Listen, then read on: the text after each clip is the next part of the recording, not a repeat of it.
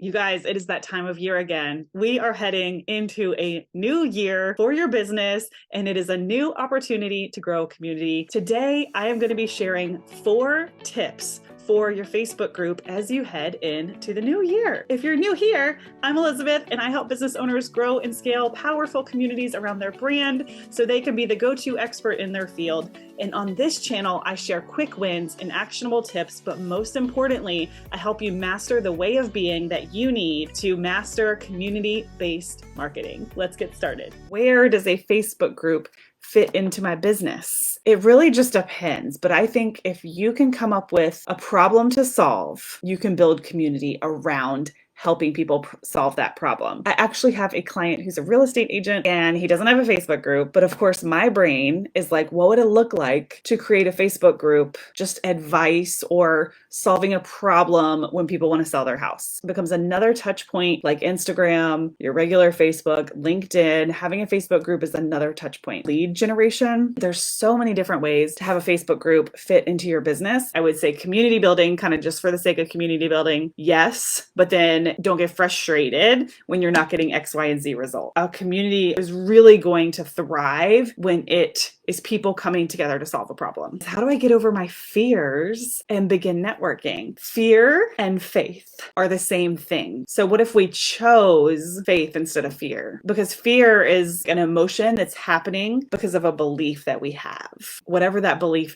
is happening because of a story that we're telling ourselves. So if we have a fear of a Facebook group or a fear of going live or a fear of what people will think, that is all existing because of some stories that we're telling ourselves about those worst case scenarios. And the best thing to do is just to play it out in your head. What does that mean? What are you choosing to make it mean? Because we can choose to believe that that means that nobody's interested in what we have to say, or we can choose, you know what, I probably just need to go live a couple of times to get people like used to it, or try some different times a day. I'm just collecting data. We can choose to operate from that place of opportunity, or we can choose to believe all these stories that it means that we're not great. That's kind of how we get through fears. But to do that little baby steps at a time, when it comes to networking specifically, start small. If something about networking is bringing up these fears, what makes it feel a little bit less scary? Try with a friend. Just try swapping shout outs. Start small and then get bigger and bigger and bigger. So that was the second one. The third one, how do I build a community of more than just artists? You're wanting to build a community of more than that. What problem are you solving? Maybe if you solve a problem not specific to artists only, you can draw in more people. Being really specific about that is going to be who you pull in,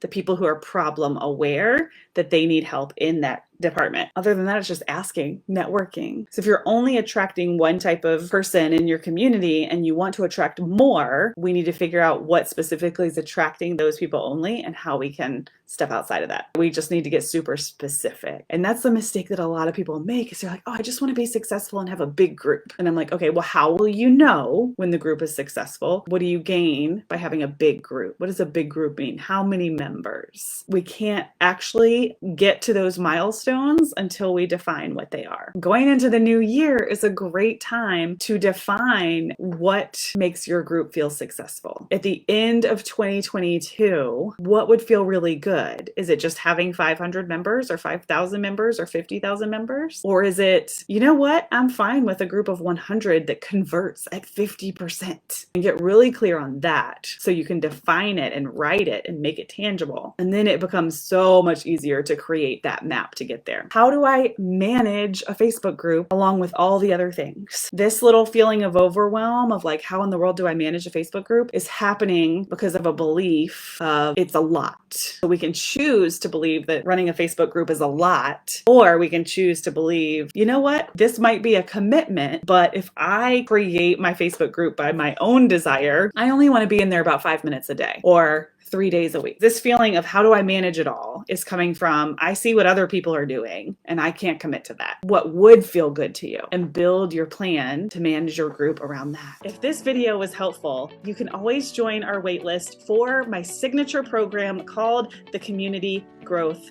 Lab. The Community Growth Lab isn't a course, it's methodology on my exact method that I use to help 6, 7, and 8-figure businesses grow an online community. I'll leave the link below, but you can join the waitlist, and that way you'll be first to know next time the doors open. That being said, as we head into the new year, I hope that you have an amazing holiday, however you choose to celebrate. And if you don't celebrate, just enjoy hopefully some quiet time off. And don't forget to like, subscribe, leave us a comment below.